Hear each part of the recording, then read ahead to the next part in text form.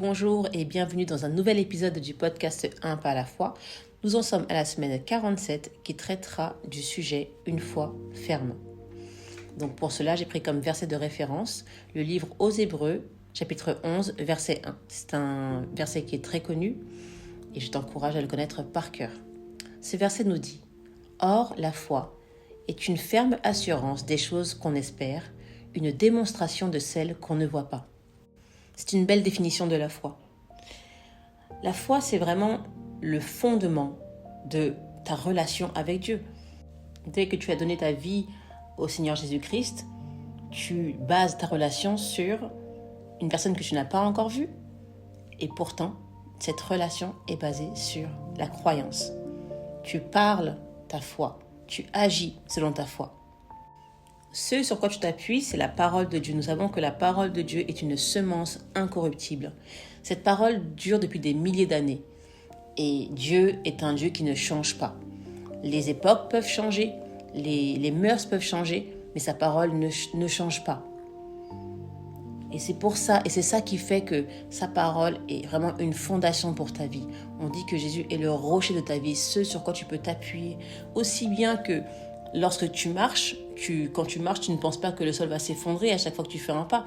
Ou quand tu vas t'asseoir sur une chaise, tu ne vas pas penser que la chaise, elle va s'effondrer. Ta relation avec Dieu, elle est basée sur une foi qui est ferme. Donc il te revient vraiment de manifester ta foi par des actions et des paroles. Et c'est cette seconde partie du verset qui le dit. La manifestation des choses que tu ne vois pas. Même si tu ne l'as pas encore reçue, tu sais qu'elle est en train d'arriver, ou du moins j'ai envie de dire qu'elle est là, mais tu ne la vois pas encore.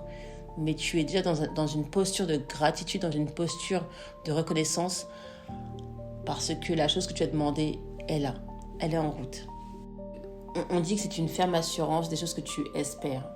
Donc c'est bien plus fort qu'espérer. De nombreuses personnes peuvent dire « Ah, j'aimerais avoir ça, j'espère avoir ça ». Ça, c'est comme un souhait que tu prononces. Or, on te dit que la foi, c'est quelque chose que tu déclares finalement, parce que c'est la ferme assurance. Tu es sûr qu'en disant que tu as la santé, que tu es prospère, que tu es dans l'abondance, que tu as ces choses et que tu les as obtenues, qu'elles t'appartiennent parce que tu sais qui tu es en Christ. Et de surcroît, tu connais les choses qui te reviennent de droit. La foi, c'est bien plus qu'espérer. La foi, c'est bien plus qu'un souhait. Parce que quand tu souhaites, tu laisses un petit peu le côté aléa, le côté un peu mérite prendre le dessus. J'aimerais avoir ça, mais est-ce que je le mérite ? J'aimerais faire ça, mais est-ce que je devrais ? Non, à partir du moment où tu connais la parole de Dieu, à partir du moment où tu te connais en tant qu'enfant de Dieu, tu sais quand les choses te reviennent. C'est-à-dire que quand tu prononces maintenant ta prière, ta demande, et c'est écrit dans Philippiens 4:6, tu fais connaître tes besoins par des prières et des supplications et tu sais que ton Père qui est céleste t'entend, tu sais qu'il te répond. Il y a des choses pour lesquelles il a déjà pourvu, donc tu les saisis par la foi, n'est-ce pas ? D'autres choses qui ne sont pas encore manifestes, donc tu les appelles à l'existence. Okay ? Parce qu'on sait que tout commence dans le spirituel avant de venir dans le naturel.